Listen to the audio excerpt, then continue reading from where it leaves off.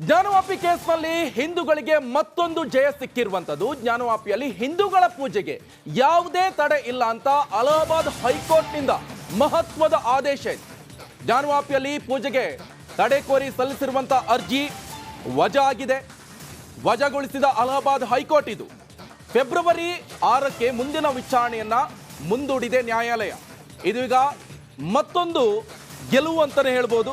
ಕಾರಣ ಇಷ್ಟೇ, ಈಗಾಗಲೇ ಅಲಹಾಬಾದ್ ಹೈಕೋರ್ಟ್ನ ಮೊರೆಯನ್ನ ಹೋಗಿದ್ರು ಮುಸ್ಲಿಂ ಪರ ಸಂಘಟನೆಗಳು. ಆದರೆ ಈಗ ಫೆಬ್ರವರಿ 6ಕ್ಕೆ ಈ ವಿಚಾರಣೆಯನ್ನ ನ್ಯಾಯಾಲಯ ಮುಂದೂಡಿಕೆ ಮಾಡಿದೆ. ಜ್ಞಾನವಾಪಿ ಕೇಸ್ನಲ್ಲಿ ಹಿಂದೂಗಳಿಗೆ ಇದು ಮತ್ತೊಂದು ಜಯ ಅಂತಾನೆ ಹೇಳ್ಬೋದು. ಜ್ಞಾನವಾಪಿ ಮಸೀದಿಯ ನೆಲಮಾಳಿಗೆಯಲ್ಲಿನ ವಿಗ್ರಹಗಳನ್ನ ಪೂಜೆ ಮಾಡಲು ಹಿಂದೂಗಳಿಗೆ ಅವಕಾಶವನ್ನ ನಿನ್ನೆ ನೀಡಲಾಯಿತು. ಈ ಅವಕಾಶವನ್ನ ನೀಡಿದ್ದನ್ನ ಪ್ರಶ್ನೆ ಮಾಡಿ ಜ್ಞಾನವಾಪಿ ಮಸೀದಿ ಸಮಿತಿಯು ಗುರುವಾರ ಸುಪ್ರೀಂ ಕೋರ್ಟ್ ಮೆಟ್ಟಿಲೇರಿರುವಂಥದ್ದು.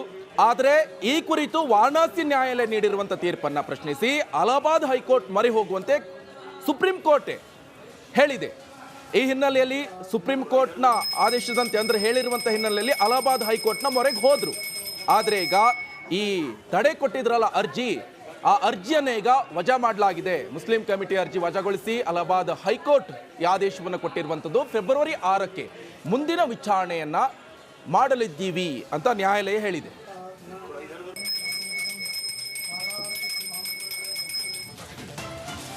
ಜ್ಞಾನವಾಪಿಯಲ್ಲಿ ಪೂಜೆ ಶುರುವಾದ ಬಳಿಕ ಇಂದು ನಮಾಜ್ ನಡೆಸಲಾಗುತ್ತೆ. ಇಂದು ಶುಕ್ರವಾರದ ನಮಾಜ್ ಸಲ್ಲಿಸಲಿದ್ದಾರೆ ಮುಸ್ಲಿಂ ಸಮುದಾಯ.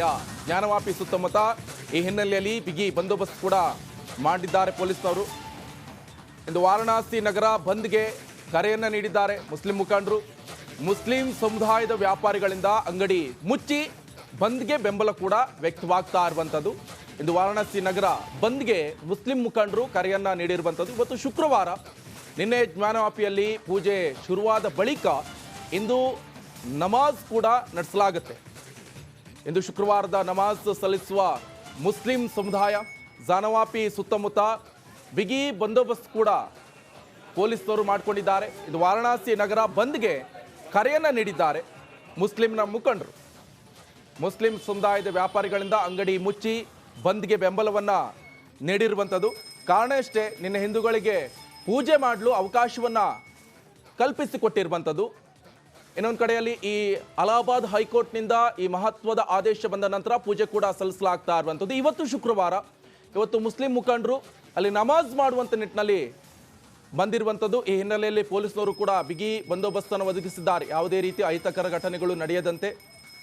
ಈ ಹಿನ್ನೆಲೆಯಲ್ಲಿ ಪೊಲೀಸ್ನವರು ಕೂಡ ಜ್ಞಾನವಾಪಿ ಮಸೀದಿಯ ಸುತ್ತಮುತ್ತ ಬಿಗಿ ಪೊಲೀಸ್ ಬಂದೋಬಸ್ತನ್ನು ನೀಡಿರುವಂಥದ್ದು.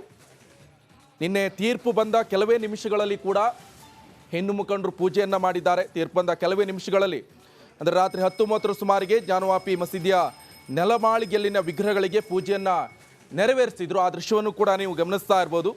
ಈ ಮೂಲಕ 3 ದಶಕಗಳ ಹಿಂದೆ ನಿಂತಿರುವಂಥ ಪೂಜೆ ಮತ್ತೆ ಕೈಗೊಂಡಿರುವಂಥದ್ದು. ಸೊ ಕಾಶಿ ವಿಶ್ವನಾಥ ದೇವಸ್ಥಾನದ ಟ್ರಸ್ಟ್ ಅಧ್ಯಕ್ಷ ನಾಗೇಂದ್ರ ಪಾಂಡೆ ಅವರು ಆ ಕುರಿತಂತೆ ನಿನ್ನೆ ಕೂಡ ಮಾತನಾಡಿದರು.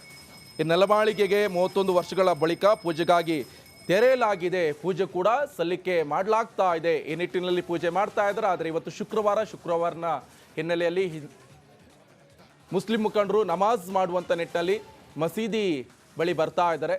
ಆದರೆ ಪೊಲೀಸ್ನವರು ಕೂಡ ಯಾವುದೇ ರೀತಿಯಾದಂತಹ ಅಹಿತಕರ ಘಟನೆ ನಡೆಯದಂತೆ ಬಿಗಿ ಪೊಲೀಸ್ ಬಂದೋಬಸ್ತನ್ನು ಕೂಡ ಮಾಡಿರುವಂಥದ್ದು. ಜ್ಞಾನವಾಪಿಯಲ್ಲಿ ಪೂಜೆ ಬಳಿಕ ಇವತ್ತು ನಮಾಜ್ ಕೂಡ ನಡೆಯುತ್ತೆ. ಯಾಕಂತ ಹೇಳಿದ್ರೆ ಅಲ್ಲಿ ಮಂದಿರವನ್ನು ಒಡೆದು ಮಸೀದಿಯನ್ನು ಕಟ್ಟಿದ್ದಾರೆ ಎನ್ನುವಂಥ ನಿಟ್ಟಿನಲ್ಲಿ ದೊಡ್ಡ ಮಟ್ಟದಲ್ಲಿ ಚರ್ಚೆ ಆಗ್ತಾ ಇರುವಂಥದ್ದು. ಕೋರ್ಟ್ನಲ್ಲಿ ಕೂಡ ಇದಕ್ಕೆ ಪುರಾವೆಗಳನ್ನು ಕೂಡ ಕೊಡ್ತಾ ಇದ್ದಾರೆ ಹಿಂದೂ ಮುಖಂಡರು. ಅಲ್ಲಿ ಕನ್ನಡದ ಲಿಪಿ ಬರಹಗಳು ಕೂಡ ಪತ್ತೆಯಾಗಿರುವಂಥದ್ದು. 16ನೇ ಶತಮಾನದ ಲಿಪಿ ಬರಹಗಳು ಕೂಡ ಪತ್ತೆಯಾಗಿರುವಂಥದ್ದು. ದೊಡ್ಡ ಅರಸಯ್ಯನ ಹಾಗೆ ಇನ್ನೊಂದಿಷ್ಟು ವರ್ಡ್ಗಳು ಕೂಡ ಅಲ್ಲಿ ಪತ್ತೆಯಾಗಿರುವಂಥದ್ದು. ಹಾಗೆ ಸೊ ಈ ನಿಟ್ಟಿನಲ್ಲಿ ಕೋರ್ಟ್ನಲ್ಲಿ ಸಾಕ್ಷಿ ಆಧಾರಗಳನ್ನು ಕೂಡ ಕೊಡ್ತಾ ಇರುವಂಥದ್ದು. ನಿನ್ನೆ ಪೂಜೆಗೆ ಅವಕಾಶವನ್ನು ಕೊಟ್ಟಿದೆ ಕೋರ್ಟ್ ಹಿಂದೂ ಮುಖಂಡರು ಪೂಜೆಯನ್ನು ಸಲ್ಲಿಸ್ತಾ ಇರುವಂಥದ್ದು ಒಂದು ಕಡೆ. ಆದರೆ ಇನ್ನೊಂದು ಕಡೆಯಲ್ಲಿ ಇವತ್ತು ಶುಕ್ರವಾರ ನಮಾಜ್ಗೆ ಬರ್ತಾ ಇದ್ದಾರೆ ಮುಸ್ಲಿಂ ಮುಖಂಡರು.